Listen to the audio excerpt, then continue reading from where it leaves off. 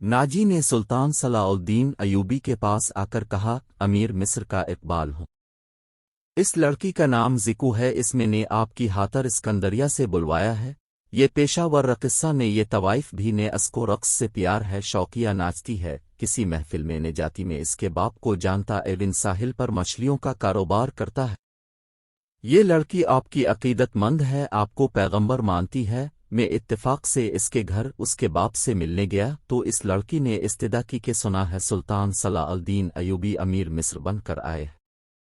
अल्लाह के नाम पर मुझे इससे मलवा दो, मेरे पास अपनी जान और रक़्स के सवा कुछ भी ने जो मैं इस अजीम एसद के पाँव में पेश कर सकूं। काबिल सद एहतराम अमीर मैंने अब से रक़्स और नाच की इजाज़त इसलिए मांगी थी कि मैं इस लड़की को आपके हुजूर पेश करना चाहता था। क्या आपने इसे बताया था कि मैं किसी लड़की को रक़्स और यानी की हालत में अपने सामने ने देख सकता? ये लड़कियां जिसे अब मलबूस लाए है बिल्कुल नंगी है, सुल्तान सलाउद्दीन अयूबी ने कहा।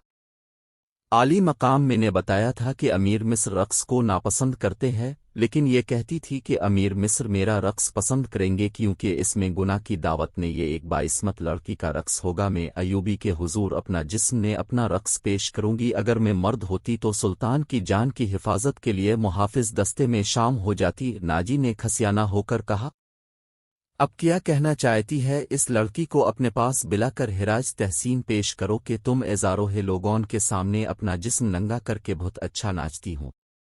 इसे इस पर शाबाश दो कि तुमने मर्दों के जिनसी जज्बात भड़काने में खूब महारत हासिल की है। सुल्तान सलाउद्दीन अयूबी ने पूछा, मैं अमीर मिस्र में उसे इस ऊदी पर यहाँ लाया हूँ कि अब से शर्फ बारियाबी बहश गे, ये बड़ी दूर से इसी उम्मीद पर है। जरा देखिए इसे, इसकी रक़्स में पेशावार ना तासुर ने हुद सपुर्दगी है। देखिए वो आपको कैसी रोहे से देख रहे हैं। बेशक इबादत सिर्फ अल्लाह की जाती है, लेकिन ये रक़्स की अदाओं से अकीदत से आपकी इबादत कर रहे हैं। आप उसे अपने हमी में अंदर आने की इजाज़त दें, थोड़ी सी देर के लिए। इसे मुस्तकबिल की वो माँ समझे जिसकी कोख से इस्लाम के जाबाज पैदा एविंगे। ये अपने बच्चों को फ़ख्र से बताया करेगी कि मैं सुल्तान सलाउद्दीन अयूबी से तन्हाई में बातें करने का शर्फ हासिल किया था। नाजी ने निहायत पर असर और होशामदी लहजे में सुल्तान सलाउद्दीन अयूबी से मनवा लिया कि ये लड़की जिसे नाजी ने एक बर्दा फरोश से हुर्यदा था, शरीफ बाप की बाइस्मत बेटी है। नाजी ने सुल्तान सलाउद्दीन अयूबी से कहलवा लिया कि ऊँचे इसे मेरे हमी में भेज देना। ज़िको निहायत ये सित्ता जिस्म को बिल देती और बार बार सुल्तान सलाउद्दीन अयूबी की तरफ देखकर मुस्करा रही थी। बाकी लड़कियां तितलियों की तरह जिसे इसके आसपास उड़ रही थी। ये उछल कूद वाला रक़्स ने था। शगुलूहे की रोशनी में खब्बी तो यूं लगता था जैसे एल की नीले शफाफ पानी में जल परियां तीर रहे हो।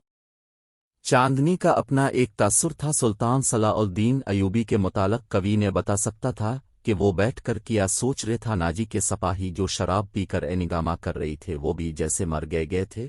ज़मीन और आसमान पर वज्द तारी था। नाजी अपनी कामयाबी पर बहुत मसरूर था और रात गुजरती जा रही थी।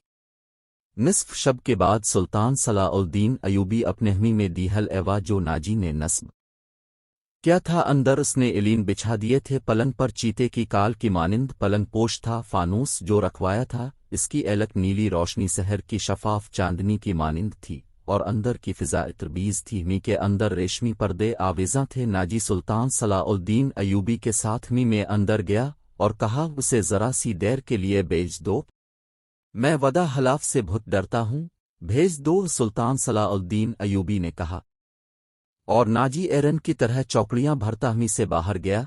थोड़ा ही वक्त गुजरा था कि सुल्तान सलाउद्दीन अयूबी के मुहाफिजों ने एक रक्कासा को उसके हमी की तरफ आते देखा।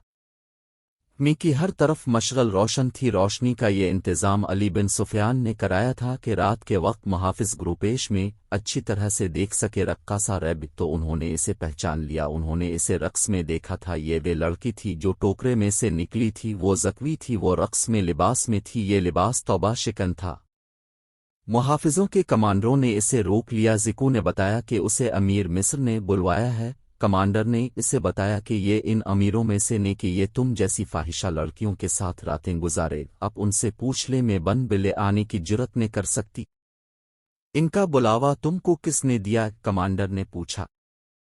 सालार नाजी ने कहा कि तुम्हें अमीर मिस्र बिला रही है। اب کہتے ہوں تو میں چلی جاتی ہوں۔ امیر نے جواب طلبی کی تو تم ہود بھگت لینا۔ زکوی نے کہا کمانڈر تسلم نے کر سکتا تھا کہ امیر مصر نے ایک رقاصہ کو اپنے حمی میں بلوایا ہے، وہ ایوبی کے کردار سے واقف تھا، وہ اس کے اس حکم سے بھی واقف تھا کہ ناچنے گانے والیوں سے تعلق رکھنے والے کو 100 درے بھی مار جائے گے۔ کمانڈر شش و پنج میں پڑ گیا۔ سوچ سوچ کر اس نے امت کی اور سلطان صلاح الدین ایوبی کے حمی میں اندر چلا گیا۔ ایوبی اندر ٹہل رہے تھا۔ کمانڈر نے ڈرتے ڈرتے کہا باہر ایک رقاصہ کھڑی ہے، کہتی ہے کہ حضور نے اسے بلوایا ہے، اسے اندر بھیج دو۔ سلطان صلاح الدین ایوبی نے کہا۔ کمانڈر باہر نکلا اور زکو کو اندر بھیج دیا۔ سپاہیوں کو توقع تھی کہ ان کا امیر اور سالار اس لڑکی کو باہر نکال لیے گا۔ وہ سب سلطان صلاح الدین ایوبی کی گرجدار آواز سننے کے لیے تیار ایوی تھے، لیکن ایسا کچھ نے عبارات گزرتی جا رہی تھی، اندر سے دھیمی دھیمی باتوں کی آوازیں آ رہی تھی۔ محافظ دستے کا کمانڈر بے قراری کے انداز میں ٹہل رہے تو ایک سپاہی نے کہا کیا یہ حکم صرف ہمارے لیے ہے کہ کسی فاحشہ کے ساتھ تعلق رکھنا جرم ہے؟ یہ حکم صرف ماتحتوں اور قانون صرف رعایا کے لیے ہوتا ہے۔ کمانڈر نے کہا۔ ان کی نگاہوں میں صلاح الدین کا جو بت تھا وہ ٹوٹ گیا تھا۔ اس بت میں سے ایک عربی شہزادہ نکلا جو عیاش تھا، پارسا کے پردے میں گناہ کا مرتکب ہو رہے تھا۔ ناجی بت ہوش تھا۔ سلطان صلاح الدین ایوبی کی ہوشنودی کے لیے اس نے شراب سونگی بھی نہ تھی۔ وہ اپنے حمی میں بیٹھا مسرت سے جھوم رہے تھا، اس کے سامنے اس کا نائب سالار اوروش بیٹھا ایوا تھا۔ اسے گئے بہت وقت ہو گیا ہے، معلوم ہوتا ہے ہمیرا تیرے سلطان صلاح الدین ایوبی کے دل میں اتر گیا ہے۔ اوروش نے کہا ہمیرا تیر حتیٰ کب گیا تھا، اگر حتیٰ جاتا بھی تو اب تک ہمرے آ جاتا۔ ناجی بڑی قہقہ لگا کر کہا تم ٹھیک کہتے ہو، زکو انسان کے روپ میں ایک طلسم ہے، معلوم ہوتا ہے یہ لڑکی حشن کے ساتھ رہ ہے، ورنہ سلطان صلاح الدین ایوبی جیسا بت کھبی نے ٹورتی سکتی۔ اوروش نے کہا میں نے سے جو سبق دیے تھے وہ حشن کے کھبی ویم و گمان میں بھی نہ آئے ایوبگے۔ اب سلطان صلاح الدین ایوبی کے حلق سے شراب اترانی بارہگی ہے، ناجی نے کہا۔ ناجی کو باہر ایٹس نہ دی۔ ناجی نے دور سے سلطان صلاح الدین ایوبی کے حمی کی طرف دیکھا، پردے گرے ایوی تھے اور سپاہی کھڑے تھے۔ اس نے اندر جا کر اوروش سے کہا اب میں یقین کے ساتھ کہہ سکتا ہوں کہ میری زکو نے بت توڑ ڈالا ہے۔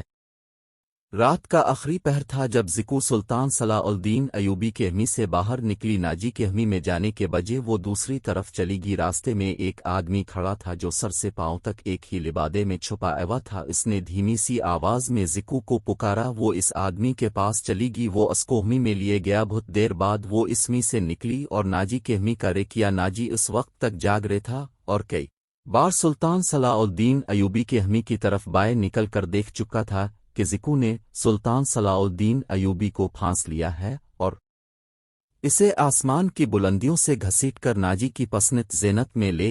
اوروش رات بھت ایو ہے، وہ ابھی تک واپس نے۔ یہ ناجی نے کہا وہ اب آئے گی بھی نے، ایسے ہی رے کو کبھی شہزادہ واپس نہیں کرتا، وہ اسے اپنے ساتھ لے جائے گا۔ تم نے اس پر بھی غور کیا ہے؟ اوروش نے کہا میں نے اپنی چال کا یہ پہلو تو سوچا ہی نہیں تھا۔ ناجی نے کہا کیا یہ نہیں ہو سکتا کہ امیر مصر زکو کے ساتھ شادی کر لیں؟ اس صورت میں لڑکی ہمارے کام کی نہیں رہے گی۔ اوروش نے کہا وہ ہے تو اے وشیار، مگر رقاصہ کا کیا بھروسہ، وہ رقاصہ کی بیٹی ہے اور تجربہ کار بھی، دھوکہ بھی دے سکتی ہے۔ ناجی نے کہا وہ گہر سوچ میں تھا کہ زکوہمی میں دی حل ایو۔ اس نے انس کر کہا اپنے امیر مصر کا وزن کرو لاؤ، اتنا سونا اپنے میرا یہی انعام مقرر کیا تھا نا۔